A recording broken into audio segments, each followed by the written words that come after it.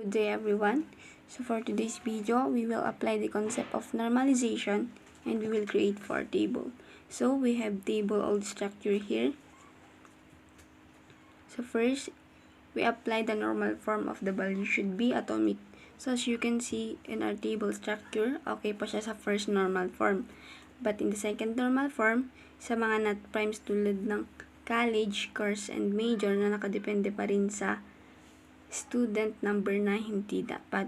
So, we're going to separate the college, course, and major dahil hindi dapat sila kasama dito sa ating records because it may affect the insertion anomaly, which is we cannot insert record. The reason behind is the table is not well structured relation, so we have to separate it. But let's try to input data here in our records. So, student number 20, 50 to 54. Last name, Padjongan. First name, Regine. Middle name, Barulo.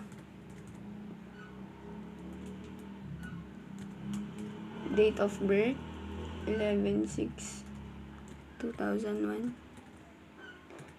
Then, place of birth, Lasam, Cagayan.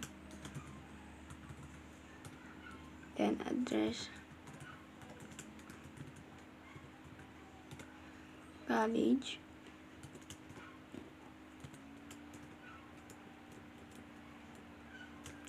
College of Information and Computing Sciences.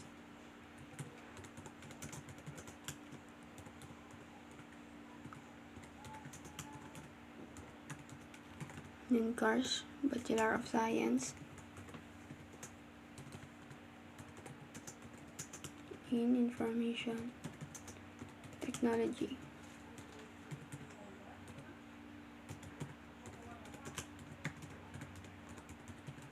Then major, none. So in here, for example, once nag-delete tayo ng record, ay madidelete lahat ng data natin si student number hanggang sa major. So we have deletion anomaly dito.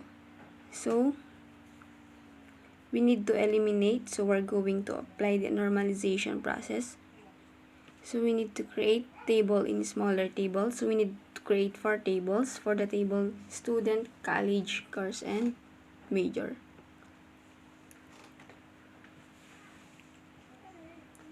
Then, we have table student here, course, and college. So, we will create table for the major. Major ID.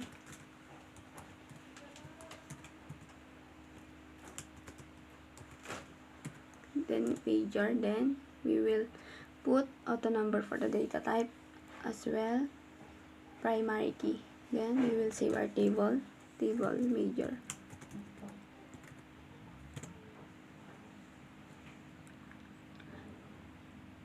So,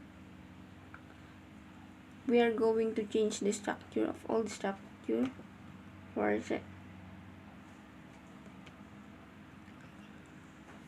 we will change the college to college ID, and for the data type we will use here number because we cannot use auto number here in our secondary table, but in our table college we use auto number for the data type because we will use here the auto increment, but in our table all the structure we cannot use auto increment for the foreign key.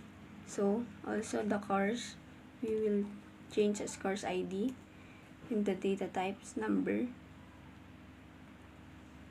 So major we will change into major ID and then the number. We cannot use auto number here because for the example, mag-i-input tayo ng magsisimula sa 2, so hindi pwede yun. Kaya, number yung gagamitin natin. So, then, we will input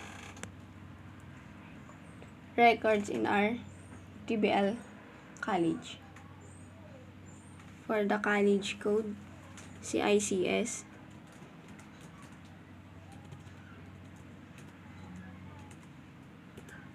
Then College of Information and Computing Sciences.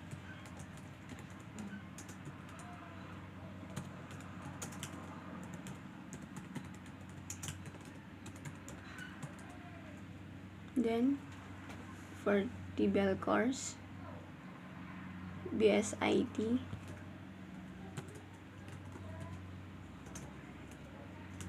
Bachelor of Science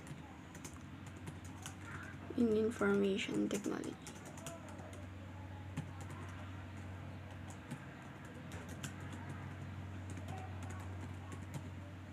Then TBL major, none. So we will input again another record in TBL College.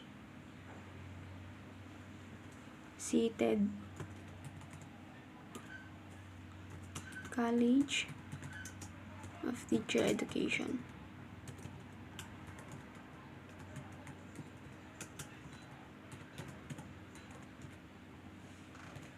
The next TBL course, BS Ed, Bachelor, we will put here Bachelor of SED. Then major, English,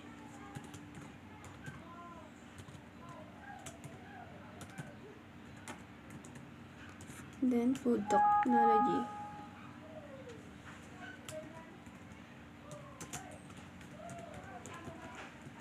But we will try to delete our records. So as you can see, natanggal na yung ating deletion anomaly. Hindi na naapektuhan yung other data natin. So, sa college ID, 2. Then, course ID, 2. Then, major ID. Balik natin yung English. So, let's have 4. So, let's create query. You will add your college course, major, and also table, structure. So, as you can see, meron ng mga ating table.